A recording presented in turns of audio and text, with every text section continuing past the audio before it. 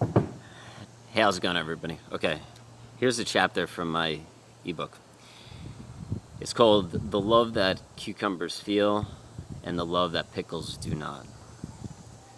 One time, my friend Jessica, who did not feel loved by her parents, told me, "My parents want me to be a certain way.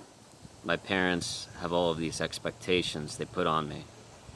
My whole life, they told me to be a cucumber, but I'm not a cucumber. I'm a pickle. No matter how hard I try, I cannot feel like a cucumber, and I do not feel right being a cucumber.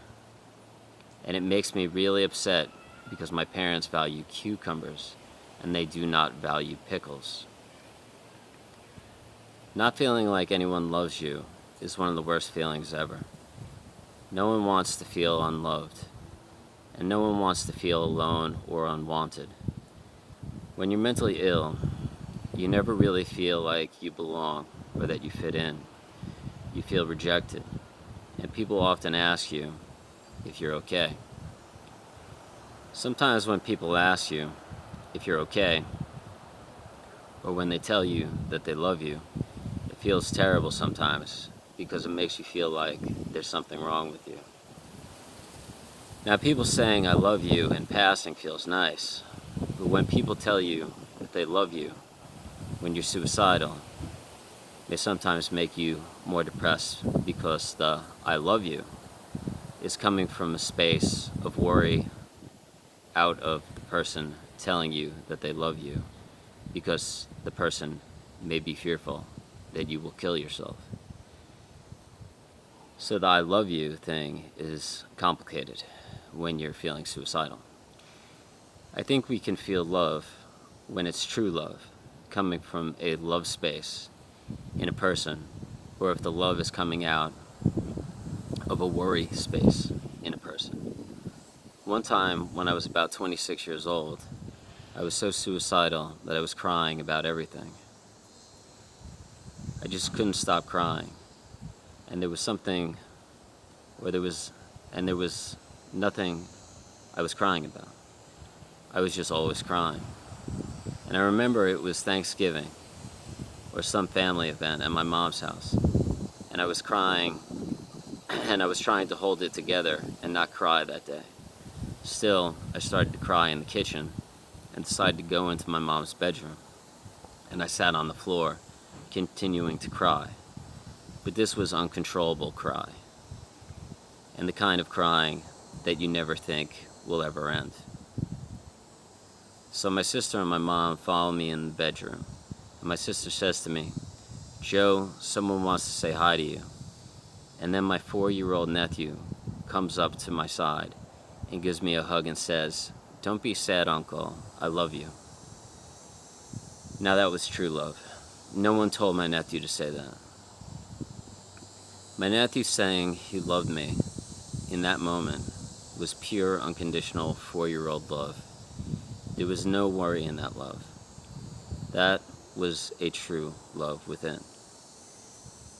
I believe there is a difference in true, unconditional love and fearful, worried love. I also believe the real sufferers of suicidal depression can feel the difference. Now, I don't know if what I just wrote makes sense, and I think maybe when a person says that they love you when they're scared you are going to kill yourself, may still mean that they love you unconditionally. The thing that I was trying to get at, or get to, I guess, is the fact that when you're suicidal and someone asks you if you're okay, or says that they love you, these statements by another person can make you, or can make the suicidal person feel worse. Does that make sense? I don't know if it does.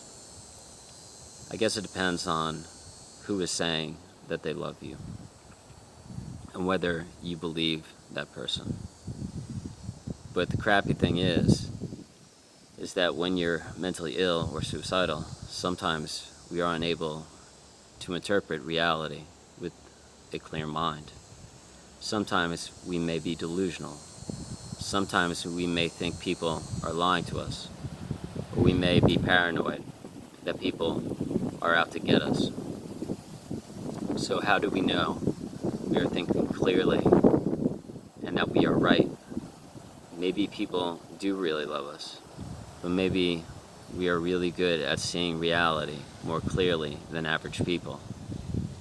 I believe I have a gift of reading people and feeling their emotions. I know things, and I can tell when people are loving. But is this reality? Am I really gifted? Or am I just floating around and other people viewing me as being crazy or paranoid?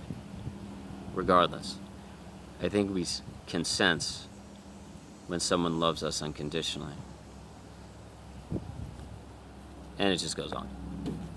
But anyways, everybody, I hope you're having a great day. That was a more sad, realistic chapter. The ebook is called Psychopath. It jumps from being happy to, manic, to, because I write on different days. So sometimes I'm manic and happy, and it's funny and it's comical.